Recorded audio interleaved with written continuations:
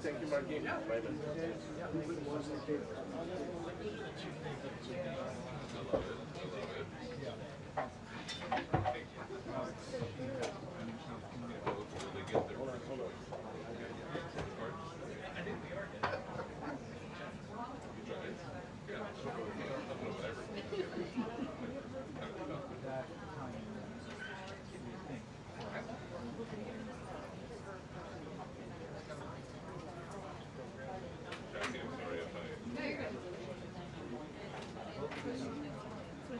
Alex, have you seen me yet?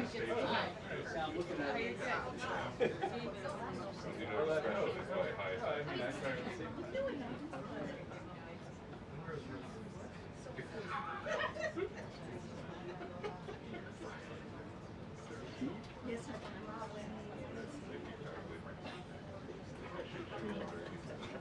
Sorry, I'm like...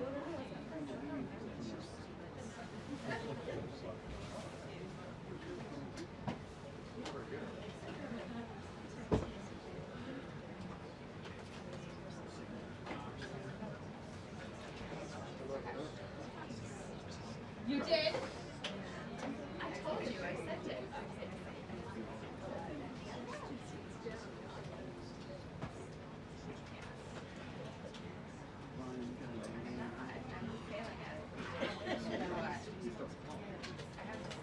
She just didn't open my guys.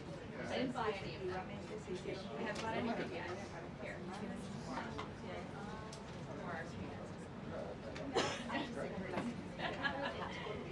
I don't know how many.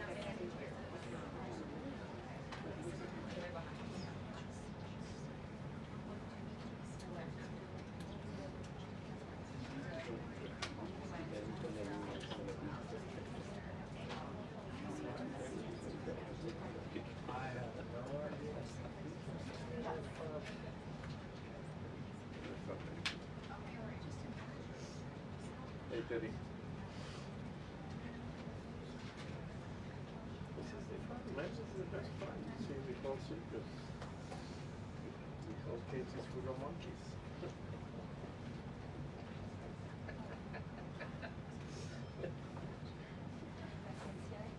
So many interesting coming through.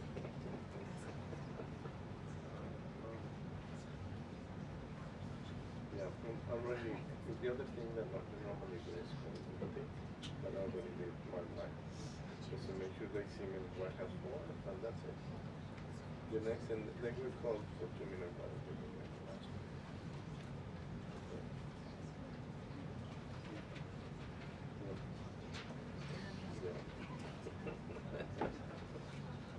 Complicated stuff that you see them like 2 minutes before. Other things, picture like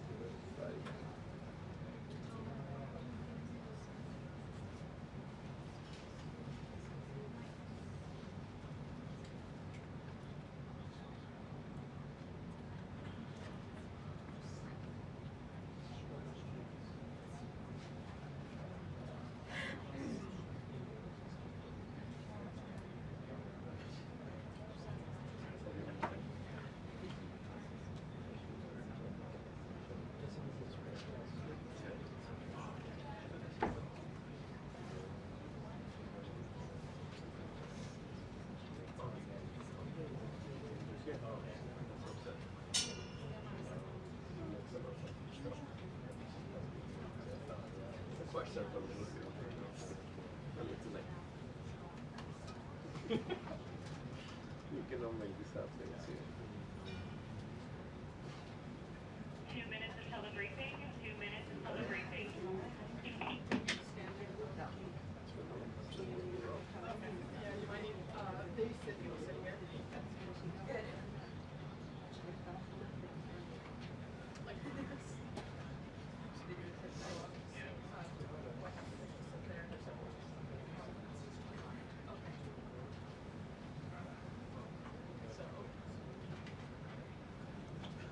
Buddy, you're in the way there.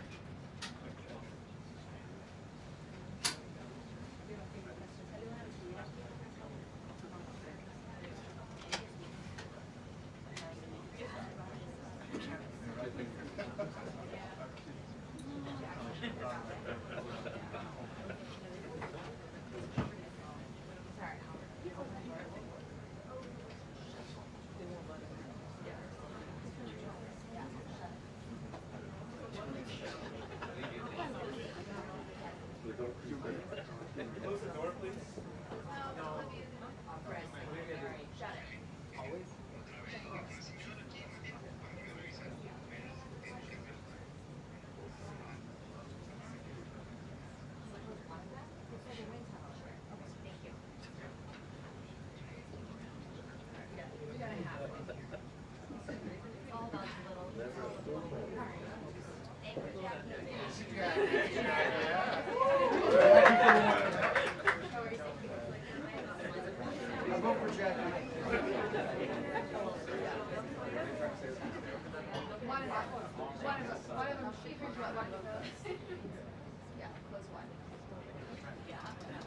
We'll take the small wins. We need.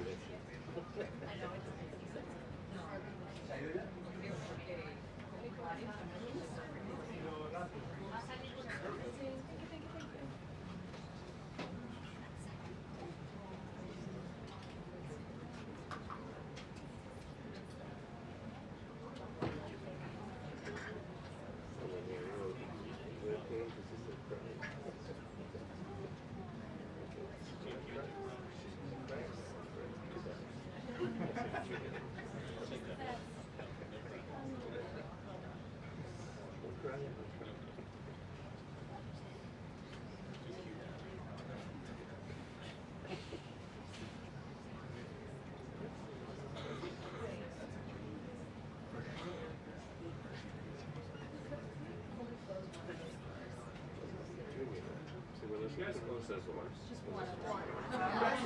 Just fully shut one door. That was the agreement. Right, we agreed with her just now though, that we would close one. They are not closing. They're refusing to close. The doors? The doors, yes. I Push it. requested personally. They're Just shut it.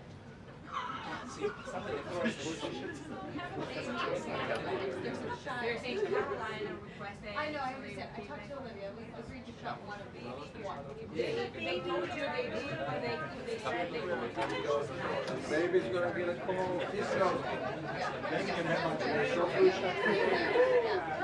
Perfect, thank you. That's good. Save the baby. Una cosa así, ¿sabes?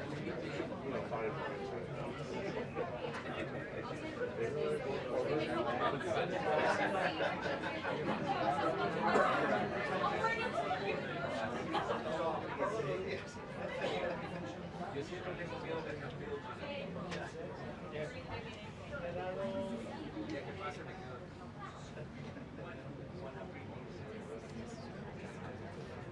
Hey, shut the door. There's an infant in here. Oh my God. Pull up the baby.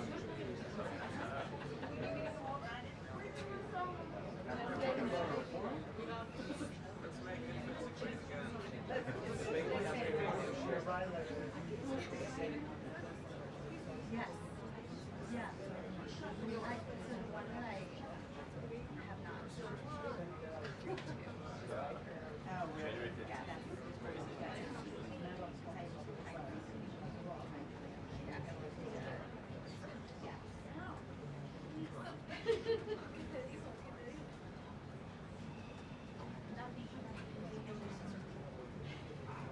Turn up the AC.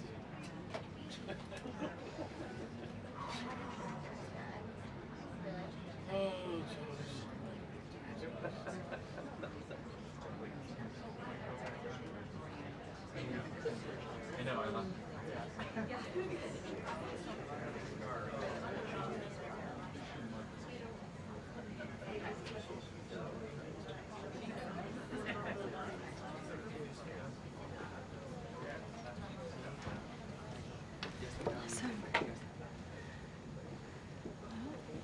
Okay, good afternoon, everybody. A packed room today. Thank you all for coming. President Trump is making America affordable again through his proven economic formula of powerful tariffs, fair trade deals, massive middle-class tax cuts, energy dominance, and aggressive deregulation. The overwhelmingly positive economic data released this week underscores the significant progress the president has already delivered.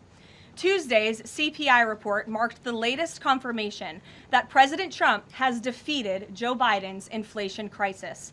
Since President Trump took office, core CPI has increased at just a 2.4% annualized rate, substantially lower than the 3.3% annual rate inherited from the Biden administration last January. Importantly, as inflation cools, Americans' wages are rising, giving the American people more purchasing power. And with what is likely going to be a record-breaking tax refund season in the next couple of weeks, the American people will be reaping the rewards of the massive tax cuts that were signed into law by the president. Thanks to President Trump's signing of no tax on tips, overtime, Social Security, boosting the child tax credit, and locking in the 2017 Trump tax cuts, independent estimates project the average American tax filer could expect up to an extra $1,000 bump to their tax refund next year. This is going to be a helpful boost to working families who are making ends meet. On the energy front, the national average price for a gallon of regular gas this week fell to its lowest level in 5 years, thanks to President Trump's drill baby drill agenda. According to Gas Buddy, the average price for regular gas on Monday was below $3 per gallon in 43 states, below $2.75 per gallon in 30 states, and at or below $2.50 per gallon in 17 states. In fact, gas prices were below $2 a gallon at stations in at least 19 states. Don't forget, this was unheard of just a couple of short years ago.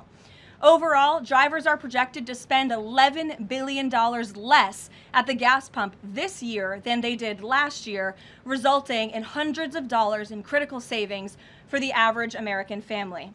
We're also seeing the housing market rebound as borrowing costs ease and income growth outpaces home price gains. According to a new report, also released this week from the National Association of Realtors, existing home sales in December rose to their fastest pace in 3 years. To further improve housing affordability, President Trump has recently announced and directed Fannie and Freddie to purchase $200 billion worth of mortgage bonds. As a result of these actions, mortgage rates have fallen to their lowest level in years. As of last Friday, rates for the average 30-year mortgage are down more than 1 full percentage point. Because of these significant declines, monthly housing payments are now at their lowest level in 2 years, and we expect this decrease to continue. As someone who was enormously successful in real estate, President Trump understands that owning a home is about more than just having a physical asset. It's about empowering young people to stake their claim in the American dream. It's about giving newlyweds a place to make their own and start a family. It's about promoting the spirit of hard work, determination, and yes, the rugged individualism that has made America the greatest country in the history of the world. President Trump knows America is strongest when it's a nation of owners, not renters, and he is determined to unlock that opportunity for as many Americans as possible. That's why he will outline additional housing initiatives during his major speech in Davos next week, and we look forward to seeing many of you there. Finally, this morning, President Trump unveiled a healthcare plan for America called the Great Healthcare Plan, and a video message detailing his solutions to lower costs for all Americans and significantly improve our healthcare system. The Great Healthcare Plan will accomplish this through 4 common sense pillars. Number 1, permanently lowering prescription drug prices. Congress can get this done by codifying President Trump's historic Most Favored Nation initiatives into law to guarantee Americans the same low prices for prescription drugs that people in other countries around the world pay. Additionally, by increasing consumer choice by making more verified, safe pharmaceutical drugs available for over-the-counter purchases. Number 2, the Great Healthcare Plan will stop sending big insurance companies billions in extra taxpayer-funded subsidy payments and instead send that money directly to eligible Americans to allow them to buy the health insurance of their choice. Additionally, by funding a cost-sharing reduction program for healthcare plans and ending kickbacks from pharmacy benefit managers to large brokerage middlemen. Number 3, the Great Healthcare Plan will maximize price transparency by requiring any healthcare provider or insurer who accepts either Medicare or Medicaid to publicly and prominently post their pricing and fees to avoid surprise medical bills. This is an incredibly popular policy that has been bipartisan for many years, and President Trump is officially and firmly calling on Congress to get it done. And number 4, holds big insurance companies accountable by requiring them to publish rate and coverage comparisons up front on their websites in plain English so consumers and everyday Americans can make the best purchasing decisions for them and their families. These are common sense actions that make up President Trump's great healthcare plan, and they represent the most comprehensive and bold agenda to lower healthcare costs to have ever been considered by the federal government. Congress should immediately take up President Trump's plan and pass it into law. For Americans watching at home, you can visit greathealthcare.gov right now for more information on the Great Healthcare Plan. And with that, we will open it up to questions. In our new media seat today, we have a familiar face, Riley Gaines. I'm surprised it took us a year to get you here, but I'm very happy to see you. I know you have a new podcast, The Riley Gaines Show. And so thank you. And you brought a beautiful baby and your lovely husband too. So thank you so much for joining. And why don't you kick us off? Absolutely. Well, thank you. First and foremost, congratulations to you. Being a girl mom will change your life in the best way possible. So excited you get to shop all the pink and the frilly and the bows. I was in Washington, D.C. earlier this week for the Supreme Court case. There were 2 arguments that were heard surrounding sex-based rights and if it's constitutional for states to pass laws that ultimately protect those rights for women. If the Supreme Court rules as anticipated in favor of maintaining these sex-based rights, is the administration prepared to take action against the states, I believe at this point it's 23 states, that don't have those protections for women? Absolutely. And as you know, Riley, the administration already has done so. We've taken action in a number of fronts against these states who are failing to uphold the president's executive orders in this administration's policy of simply protecting women in women's sports and in women's private spaces. We've gone to the mat with large universities in this country as well to try to fight for what's fair and what's just for women and girls across the country. So I know you were at the arguments. I listened to them myself as a woman and as a former athlete, and I think the president speaks on common sense on this issue, that women's sports and private spaces should be protected, and that there are 2 genders, there are 2 sexes. That is not something we should be afraid to say in this country. And I think, frankly, it was quite alarming to not only hear a couple of justices gravel over that basic fundamental biological fact that men and women are different but inherently equal, but we are certainly different and women deserve such rights. We hope and expect that the Supreme Court will rule in the right way on this matter. Thank you. Gabe. Caroline, thank you very much. A lot to talk about. Sure.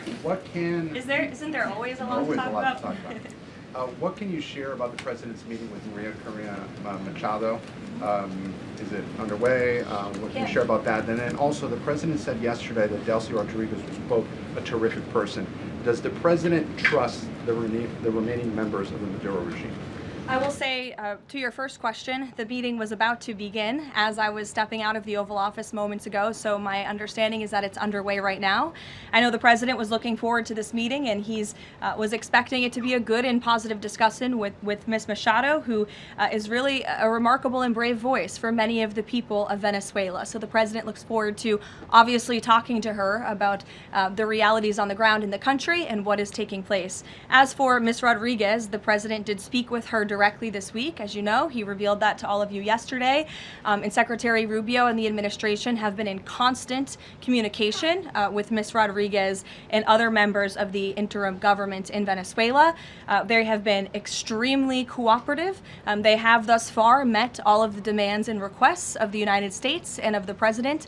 And I think you have all seen that play out. We obviously had a $500 million energy deal that was struck in large part because of the cooperation from Ms. Rodriguez. Venezuela and Ms. Rodriguez have also confirmed that they will be releasing political prisoners from Venezuela. There were 5 Americans who were recently released this week as well. So the president likes what he's seeing and will expect that cooperation to continue. And regarding the investigation into the leak, that the president referenced yesterday. What is the administration's position on the Washington Post reporter? The Post has reported that she was told that she is not a target of the investigation. Does the administration believe she did anything wrong? And then also, what is the administration's position on the Pentagon Papers case from the 1970s that affirmed reporters' right to publish classified information under certain circumstances? Well, since this is an active investigation, I don't want to comment on it much more than what we did yesterday to obviously confirm the investigation, and I can confirm what the Attorney General stated, and the President as well, which is that the individual, unfortunately a contractor at the Pentagon, chose to unlawfully leak classified and very serious information to this Washington Post reporter. Hence why the reporter's home was looked into by the FBI, rightfully so. And the administration is not going to tolerate leaks, especially from within the national security apparatus of the United States government, that put our nation's integrity and our national security at risk. Full stop. The president will not support that. I know the Secretary of War will not support that, and it will not stand. And legal action will be taken against anyone, whether it's a member of the press or whether it's an employee for a federal agency who breaks the law. If you break the law and if you endanger our men and women in uniform, you are going to be held accountable, period, full stop. But Jackie. Does this administration believe that this reporter, or any reporter, has a right to publish classified information under certain circumstances? Look, I think that we do not believe that individuals who have been given the privilege of holding a top secret clearance should be illegally leaking that classified information, and I know the American people agree with that. And I think it's a basic tenet of journalistic integrity not to publish information that could directly endanger the operational security or the brave men and women who are serving this country in uniform and putting themselves in harm's way to protect not just the people of this administration, but all of you in the press and all of their fellow Americans as well. Jackie. Thank you, Caroline. I wanted to get the White House reaction to Iranian state TV broadcasting an implicit threat to the president's life. It was images of the assassination attempt in Butler, Pennsylvania, according to reports, with the message, "This time it will not go wrong." I have not seen that, to be honest with you, Jackie. We'll take a look, and I'll let the president and his national security team examine that footage to ensure its legitimacy. Again, I haven't seen it, so I can't comment on it. What I will say with respect to Iran is that the president and his team have communicated to the Iranian regime that if the killing continues, there will be grave consequences. And the president received a message, as he revealed to all of you and the whole world yesterday, that the killing and the executions will stop. And the president understands today that 800 executions that were scheduled and supposed to take place yesterday were halted. And so the president and his team are closely monitoring this situation, and all options remain on the table for the president. Netanyahu encouraged him against strikes. Look, it's true that President spoke with Prime Minister Netanyahu, but I would never detail details about their conversation without giving the expressed approval by the president himself. Ouija. Thank you, Caroline. Is it still the president's assessment that it would be very hard for Ms. Machado to leave Venezuela because he says she lacks the respect and support in that country? And will he raise that with her today? I think the president's assessment that you just pointed out was based on realities on the ground. It was a realistic assessment based on what the president was reading and hearing from his advisors and national security team. And at this moment in time, his opinion on that matter has not changed. He has also said that he would like there to be elections in Venezuela when the time is right. That's right. Do you have any update on when that might be, and is he committed to a transition to democracy for Venezuela? Yes, and he is also committed to hopefully seeing elections in Venezuela one day, but I don't have an updated timetable for you today. Reagan in the back. Thanks, Caroline. I have a question for you on Minnesota and then also Venezuela. Sure. President Trump threatened invoking the Insurrection Act today in a Truth Social post. I'm wondering what his tipping point is. Like, what would it take for him to invoke the Insurrection Act? Look, that's only a question, frankly, Reagan, the president can answer. But the Insurrection Act is a tool at the president's disposal. As you know, it has been used sparingly, but it has been used by previous presidents in American history. And I think the president's Truth Social post spoke very loud and clear to Democrats across this country, elected officials who are using their platforms to encourage violence against federal law enforcement officers who are encouraging left-wing agitators to unlawfully obstruct legitimate law enforcement operations. And if you talk to any law enforcement officer, no matter what level they work at, they want to be working with their counterparts, whether that's at the federal level or the federal authorities wanting to work with their counterparts at the state and local level. And it's truly shameful that now for more than a year, you've had elected Democrat governors and mayors who have basically held their state and local law enforcement hostage and told them, you cannot cooperate with federal law enforcement. Why? They cooperated under the Biden administration. It's because these Democrats are deranged in their hatred for President Trump, and they are holding their state and local law enforcement hostage as a result. And these Democrat mayors and governors are doing this over what?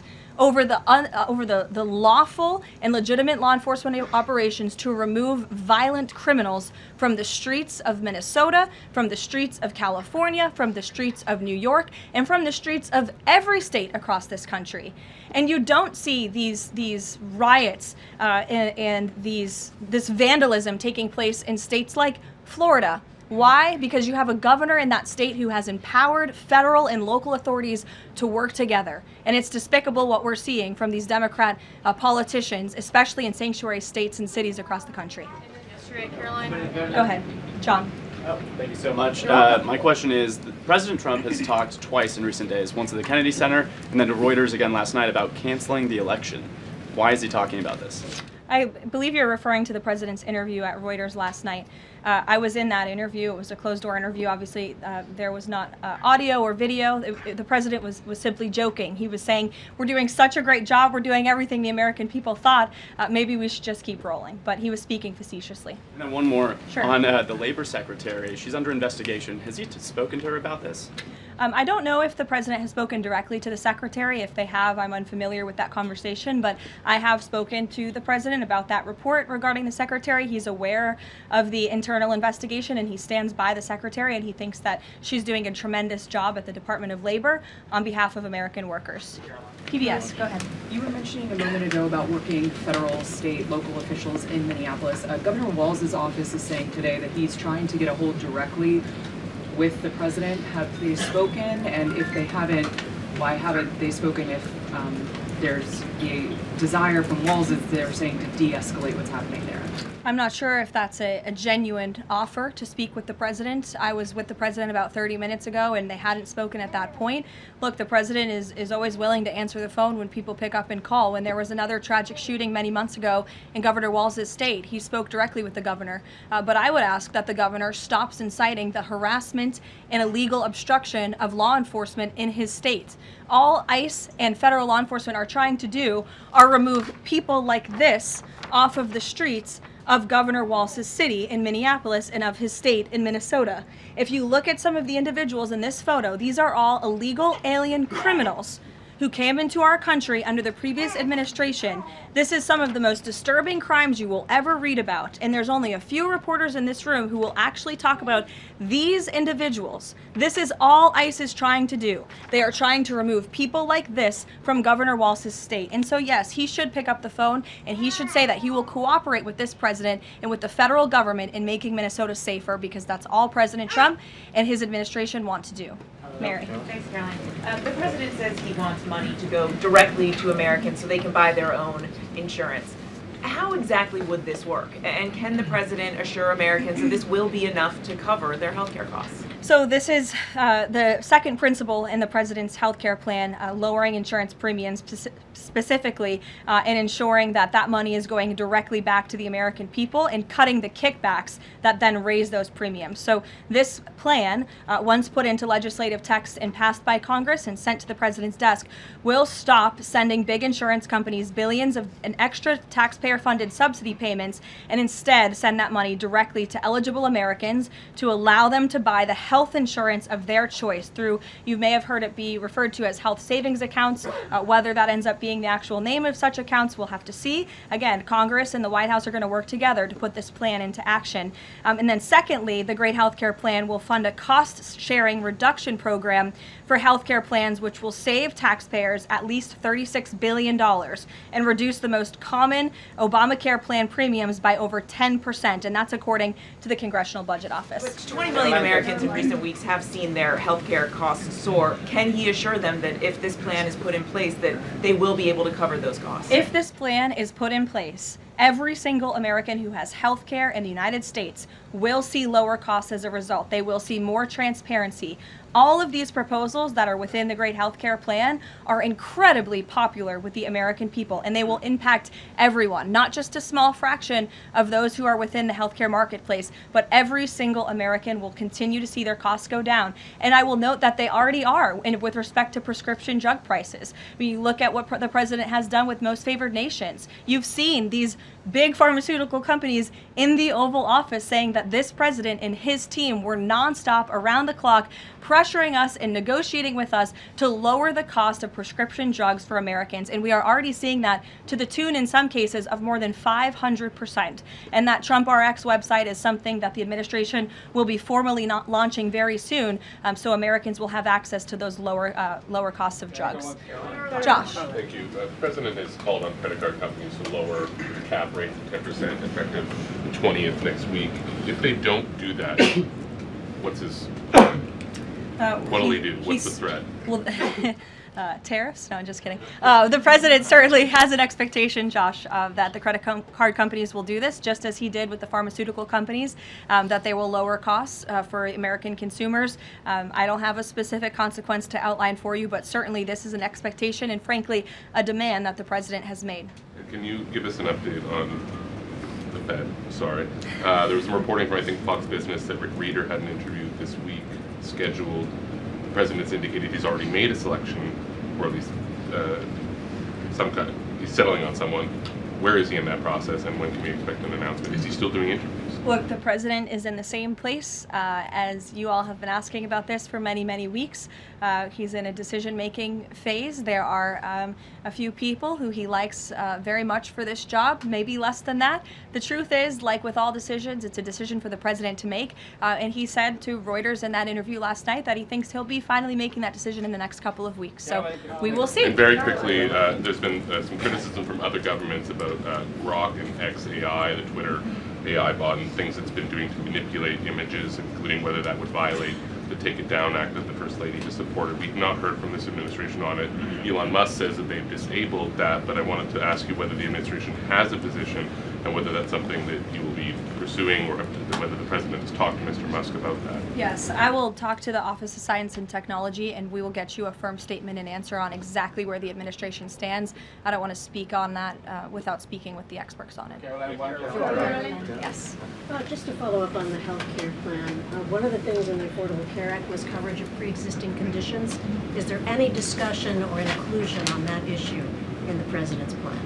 The president's plan that he outlined today will have no impact on individuals in this country with pre-existing conditions. Obviously, that's a continued conversation that the White House will have with Congress, but that's not the president's intention with the Great Health Care Plan. Go ahead.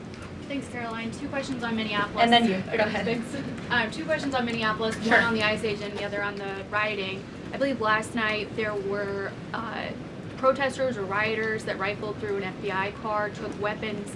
We had a reporter embedded with ICE who said that she saw constant harassment all evening. Can you speak to the rhetoric we're hearing from Democrat politicians, whether they are causing violence against ICE, as well as some of the headlines we've seen not including the full story? Yeah, I mean, to your first point, I think I've addressed that these Democrat governors and mayors in not just Minnesota, but in states across the country are essentially, they've referred to ICE agents who, again, are brave men and women. And I would encourage everyone in this room, and I would encourage Governor Walz and other Democrats who are demeaning law enforcement to sit down and have a cup of coffee with an ICE agent or a Border Patrol agent. These are great, patriotic men and women who have families, who put on the uniform every day and are following our nation's immigration laws at the direction of their bosses and again, at the direction of the law. They are simply trying to enforce the law. And the Democrat Party has demeaned these individuals. They've even referred to them as Nazis and as the Gestapo. And that is absolutely leading to the violence we're seeing in the streets. If you look at some of the images out of Minneapolis last night, look at this vehicle. Look at what it says. It says F ICE. You have these individuals who are putting their middle finger, proudly so, at the camera. Another ICE individual, a vehicle that was vandalized last night by these left-wing agitators. People don't do this without encouragement from people in power who make them feel like it's okay. Here's another one. And I'm pretty sure this car, you can't see it, said the best agent is a dead agent or something to that effect. This is despicable rhetoric that we're seeing, and the media is absolutely complicit in this violence, because if you look at the headline from CNN, protests erupt after federal agent shoots man in Minneapolis, that is not the story, that is not the truth. If you actually want to know the truth, you can look at what the Department of Homeland Security released, which is that this ICE agent was executing a targeted operation against a Venezuelan illegal alien who was unlawfully present in the country, who fled by car and then fled by foot. And when this ICE agent tried to detain the individual, 3 more of his comrades came rushing out of a house and started ambushing and attacking the ICE agent. They used a shovel or a broom to smash his face in. And so yes, that agent had to use self-defense and take up his weapon to protect his own life. That is what's happening on the streets of Minneapolis. That's what's happening on the streets, unfortunately, of these Democrat-run cities and states where you have elected officials who are encouraging such violence against our brave men and women in law enforcement. Thank you, Caroline. 2 questions. First, a follow-up on one of my colleagues who asked you about the president's interview with Reuters. You said that he was joking about canceling the elections, but Americans for generations have fought and died for democracy, for this democracy. Are you saying that the president finds the idea of canceling elections funny? Andrew, were you in the room? No, you weren't. I was in the room. I heard the conversation, and only someone like you would take that so seriously and pose it as a question in that way. Second, Caroline, next Thank you, Caroline. Senator Elizabeth Warren said that the president called her earlier this week to discuss caps on credit card interest rates. I'm curious, would the president work with her and other Democrats in Congress on a legislative fix to this issue? I think the president would work in good faith with anyone in Congress for a good legislative fix that would benefit the American people. And that's precisely why he called Senator Warren earlier this week on that matter. Thanks, Caroline. Earlier you were just defending ICE agents generally, and earlier on Secretary Noem spoke to the media, and she said, among other things, that they are doing everything correctly. 32 people died in ICE custody last year. 170 US citizens were detained by ICE, and Renee Good was shot in the head and killed by an ICE agent. How does that equate to them doing everything correctly? Why was Renee Good unfortunately and tragically killed? Are you asking me my opinion? Because an ICE agent acted recklessly and killed her unjustifiably. Oh, okay. So you're a biased reporter with a left-wing opinion. What do you want me to do? Yeah, because you're a left-wing hack. You're not a reporter. You're posing in this room as a journalist, and it's so clear by the premise of your question. And you and the people in the media who have such biases but fake like you're a journalist, you shouldn't even be sitting in that seat.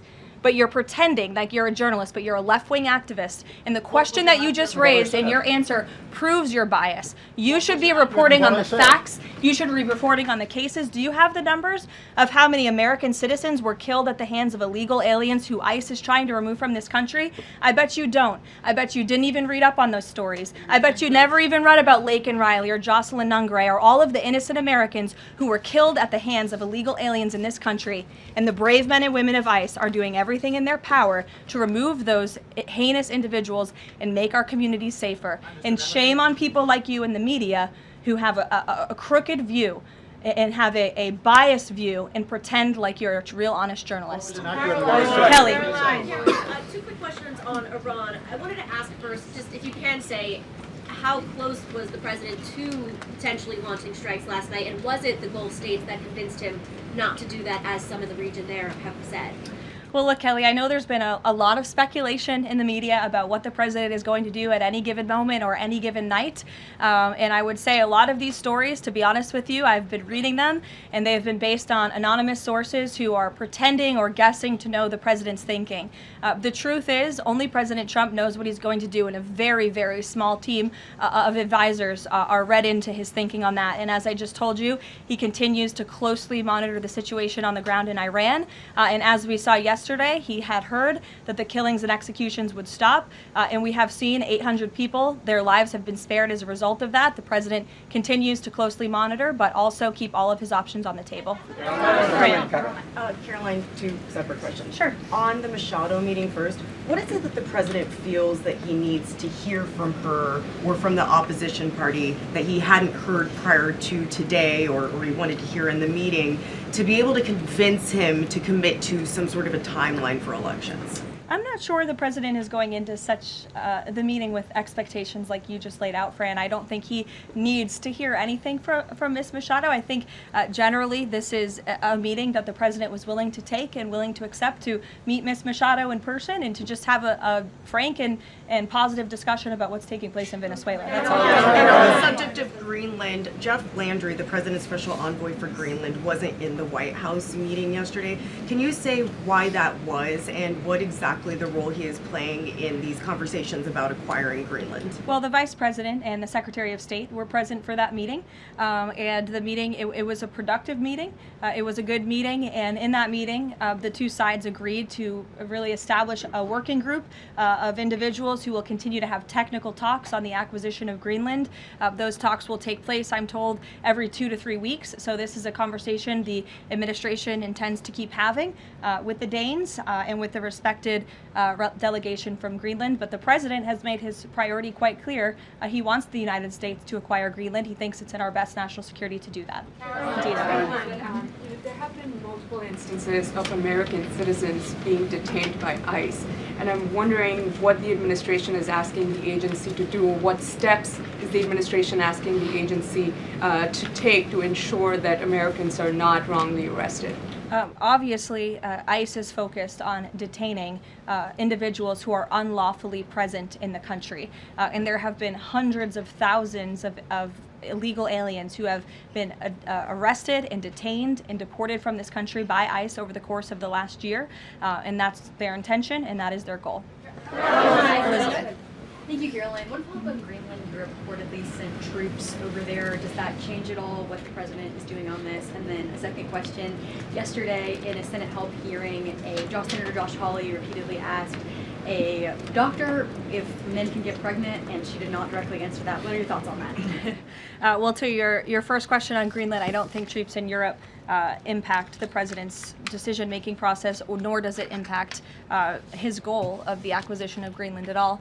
To your second question, I mean, anyone in their right mind with common sense who's speaking honestly and candidly will say that men cannot get pregnant, and I think I can attest to that myself. So thank you all very much.